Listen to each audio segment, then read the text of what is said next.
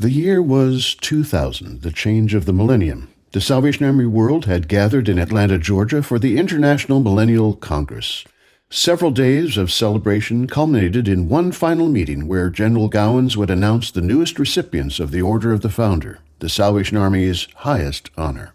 This is like the Oscars times 10, except the recipients don't even know they've been nominated. So when the general announced William Himes, Bill, our guest today, looked around for his father, William Himes Sr., before realizing his own territorial commander, Commissioner Harold Hinson, was standing over his shoulder, ready to escort him to receive this honor. At the ceremony's close, the congregation of 20,000 stood to sing the founder's song, O Boundless Salvation, an arrangement by Bill himself, as Bill conducted the massed bands. I remember vividly the smile on Bill's face. So here is our interview with our very first recipient of the Order of the Founder.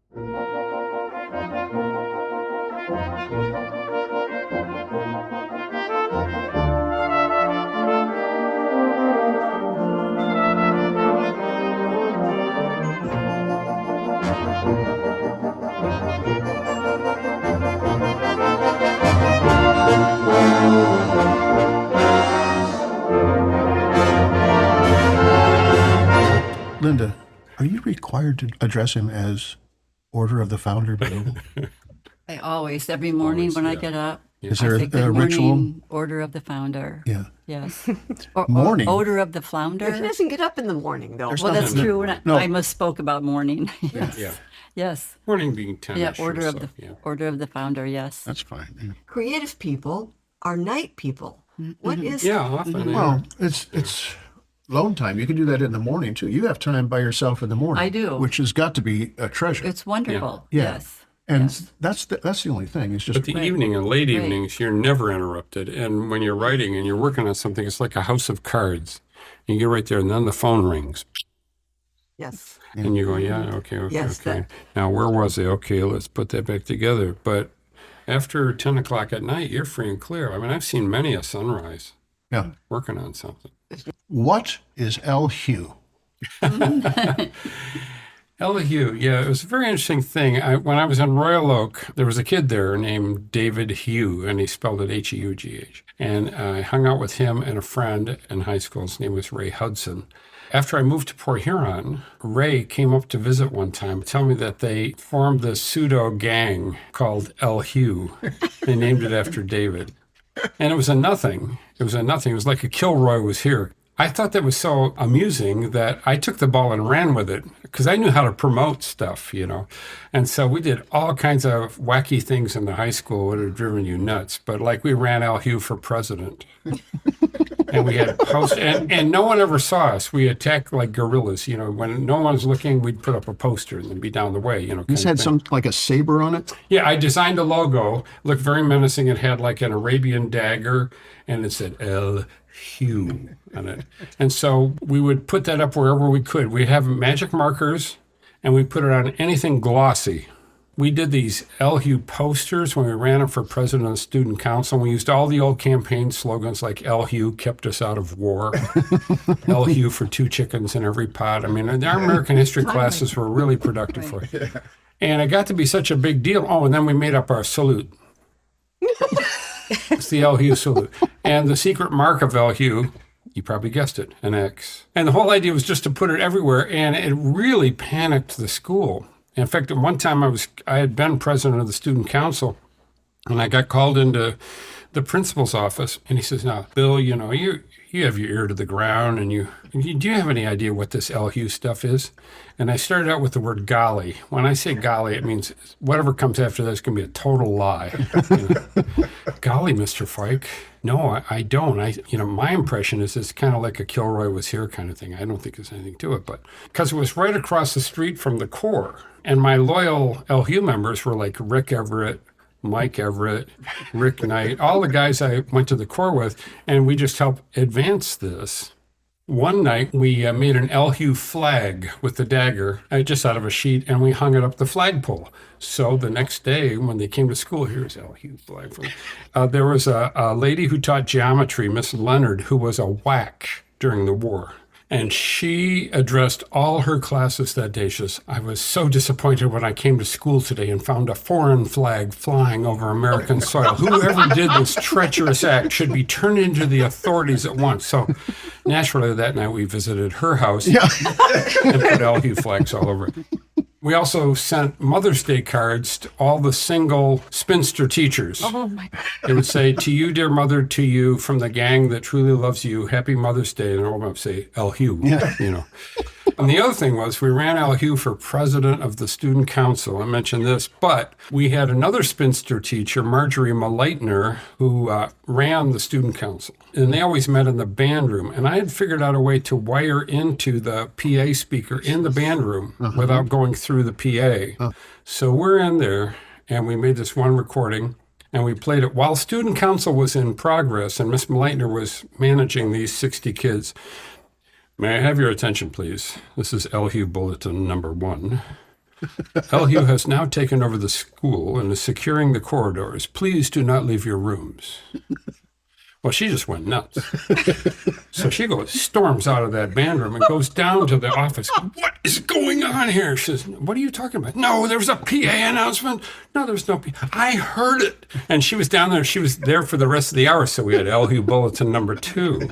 Says, may I have your attention, please? Miss Marjorie Maleitner, for failing to obey our commands, has been disposed of. Please do not leave your rooms. You know. And then when we were in the Second Destiny and stuff, if you look at the Second Destiny photos and the war cry and whatever from that whole summer, because it's the first tour, 10 weeks, 10,000 miles, all 10 divisions, you know, so they'd take pictures of us in every division. But you see Jim Curnow, all of us, their thumbs up. Thumbs up. The LHU The salute. LHU salute. It's really caught on. I see a lot of people doing it. Yeah. Right, and sometimes 2 thumbs up. Yeah. Right. Sometimes. No, there were so many stories that came out of that, but it did show up in a lot of places, like on the Eiffel Tower, for example. It got to be larger than life, and yet there was nothing to it. I went back to Port Huron High School a few years ago for something, and I went into the band room, and they have those John Philip Sousa plaques, you know, and I had won that award my senior year, and the band director was clued in to who LHU was and all this kind of stuff. So it's engraved there. It says 1967 William Himes, LHU. It actually is engraved on the thing. It was, and Port Huron was a very provincial town. It's still 35,000 people. Yeah. It hasn't changed in 100 years, literally. I thought it was the greatest place to grow up and leave. It was a great place to grow up, but then I wanted a bigger world after that, you know. I But think he was run out of town. Run out of time. nobody ever figured. I mean, no one really figured it out. My first memory of Bill Oh was gosh. at Echo Grove working for my dad. Okay. You were in the rec shack. Yes, I was the assistant recreation director. Yes, you which were. meant Crazy. Which is hilarious on I many know. levels. I signed out Right, tennis right. rackets and you know, stuff like that. Did you do a lot of writing in the rec shack? I did do some writing in the rec shack, Okay. yeah. Amongst 'cause other. There weren't always kids around, so I just shut the. Yeah, I know. I remember one time conning some girl guards. It was a girl guard camp, and they came up and they were like this bored expression, like, "What do you got?" You know, to sign up. And so I sized them up for their gullibility, and I said, "Well, we've got tennis and we've got these other things, but I think you'd like Wapasakis. It's all the rage." And they didn't want to seem uncool, having never heard of Wapasakis. Well, what is Wapasaki? I said, well, you got this net, and then you got this ball, and you just basically toss it back and forth, but you can't use your hands, you know, kind of thing.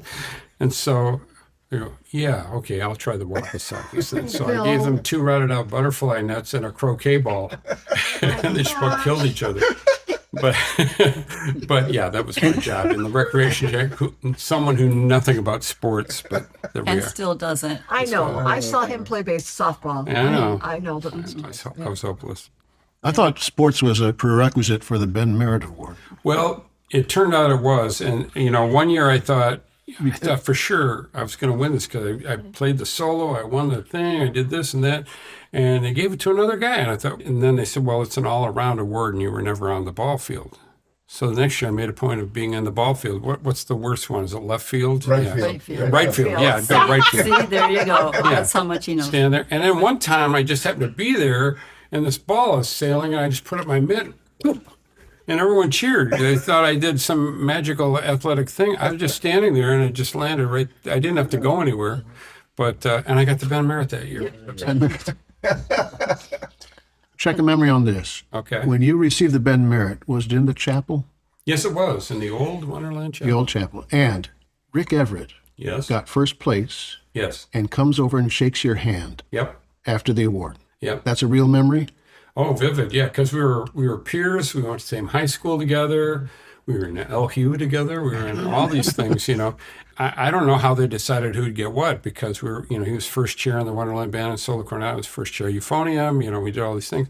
And so I'm sure it was a real, very minute point spread there. But so as one of us was going to get it. And when I got it, he very graciously came over and shook my hand, like, way to go. So that's a true I memory. almost did. Wonderland Camps, CMI's longest audition was between you and Don Meyer. Meyer. Yeah, well, it was close, yeah. Because I worked that one summer at Echo Grove, I couldn't go to CMI that year, so I missed it. But before then, I had been first chair in the very first Wonderland Band. So I'm not there that summer. Everyone figures out, well, who's going to do this? And this unknown from Indiana shows up, and his whole life is wrapped up in this euphonium. He didn't even have like a kind of euphonium that we would have used. It was one of these tallish, whatever was available at the core kind of thing. Don Meyer, and he was a very fine. I mean, he'd walk around camp with his briefcase and his Arbenz book because, he's out there to practice. And so he was first chair that year. So it's funny, you remind me of something. Because so now the auditions are for this year. And Don doesn't know me. But I know who he is, so I'm just kind of standing next to him. And guys are going up to me and says, so Don, who do you think is going to be the principal chair this year? He says, man, I don't know, because I hear Bill Himes is back. And I just looked at him with a deadpan and said, yeah, I hear he's really good. He had no idea until then we actually are progressing in the line. Then they call my name and I go up there and he realized he'd been had, but yeah, but it was close. And Art Schultz was our auditioner, and everything I did, he could do. And I think in the final analysis, it was tone and sound. Yeah. Well, Because I had the bigger horn, and that's the way I'd been playing. It's been like a cello-like sound. Is the best I can describe it. It's just got this richness to it that But doesn't. I attribute that to Joe Pinkerton. Really? Because he was at Royal Oak when I was a kid, and when we came from a corps that had no music. But now, I'm at this corps that has a youth band and a senior band. And our house was only 3 blocks from the corps. So I would go to senior band rehearsals just to sit next to Joe Pinkerton and watch his music. And so I took on the task of counting his rests for him, like he really needed that. Mm-hmm. But he could look at me at any time and go, 6, 2, 3. I could sit in band practice under Max Wood with Joe Pinkerton with this big, burly Scottish sound from Springburn, Scotland, Yeah.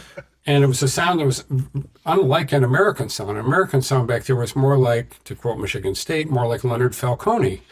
We had this beautiful Italian sound, but it's very light and operatic, whereas the concept from England was this dark cello-like sound. And it was really this rich sound. And he was our youth band leader, too. I was going to ask you why, with Falcone in Michigan State, you didn't end up there, but it was a different approach to the instrument. Yeah, in fact, when I went to Michigan, I'd always played on a Besson or a Boozy and Hawks euphonium, provided for me by the corps.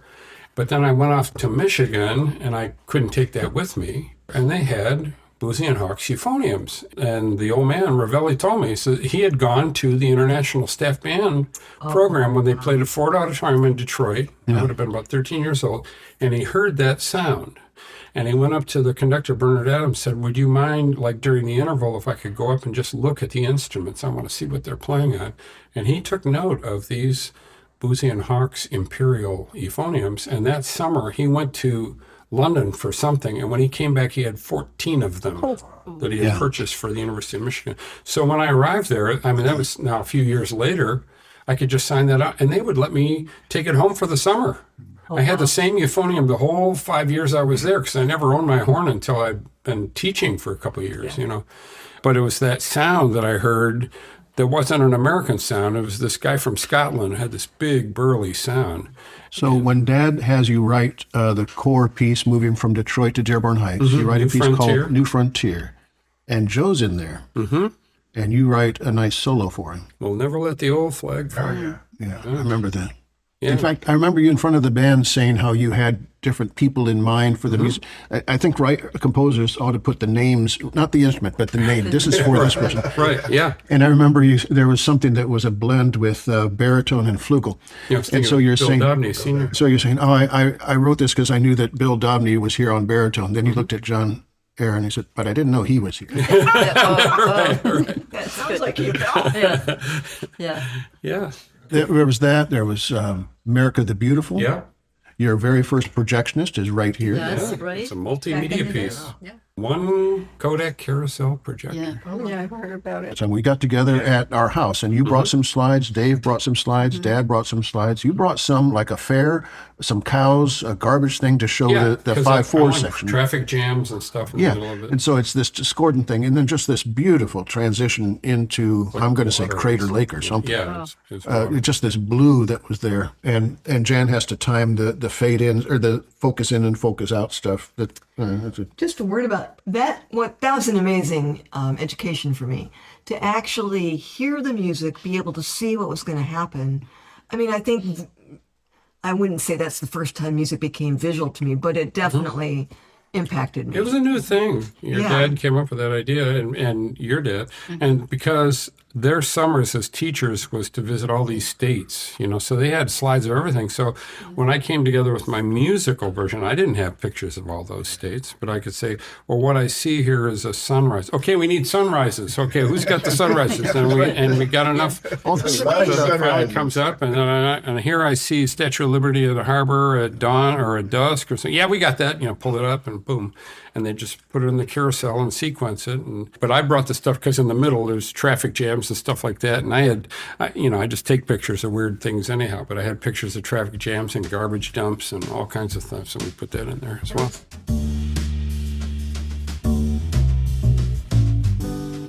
Before we conclude this episode, I should mention that editing Bill's words is very light work. In both speech and music, Bill knows what he wants to say and how to say it. Few would be so bold as to edit what Bill has carefully prepared, and fewer still are qualified to do so. And with that in mind, I did, however, edit together 2 segments, 2 lessons I learned from observing Bill when he didn't know or think anyone was watching. One about discipline and one about care. I had never told Bill about either until this recording. I've learned a lot from you, Bill. I have.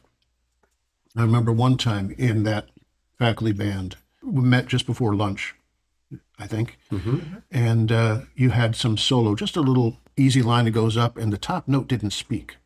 And it's like the whole world just, Well, that does. Yeah. Bill Himes just missed a note. Bill Himes just missed a note. It went through the whole can. Bill Himes just missed a note.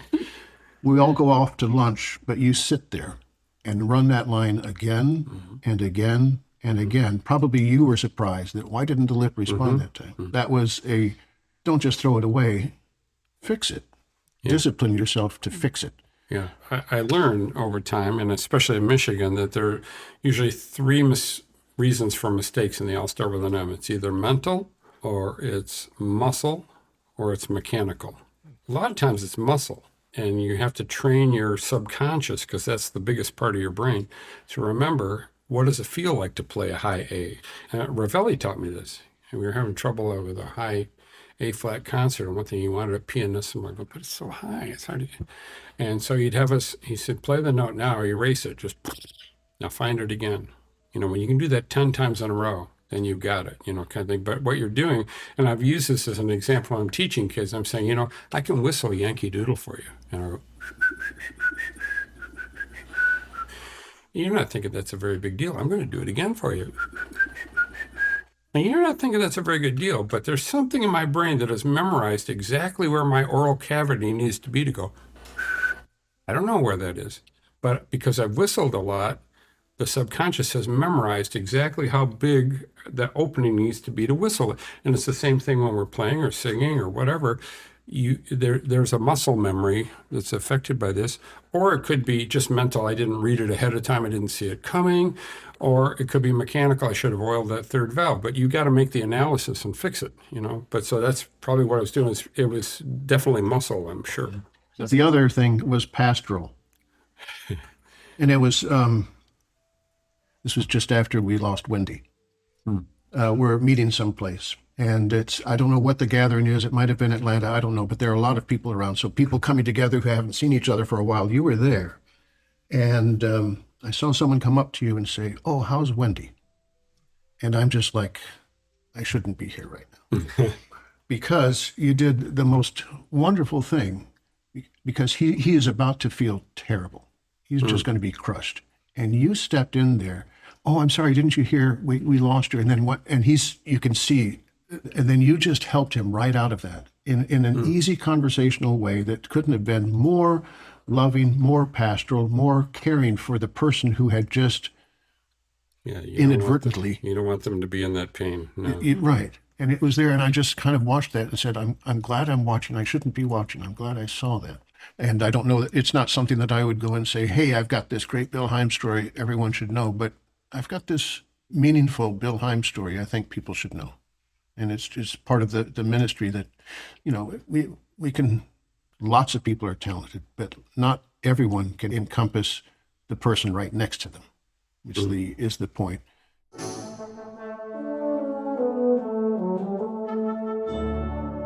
That's all for today, but I invite you back to enjoy one more episode with Bill and Linda Himes when you'll hear their own version of a well-known story.